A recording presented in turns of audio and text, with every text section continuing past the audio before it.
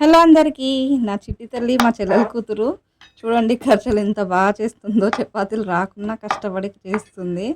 ఎంత క్యూట్గా అనిపిస్తుంది అంటే నాకైతే చాలా చాలా బాగా అనిపించింది. దాన్ని 2-3 సార్లు ట్రై చేసి చపాతీ అయితే రెడీ చేసేసింది. వీటిని కర్జలు అయితే ఇలా చేస్తుంది.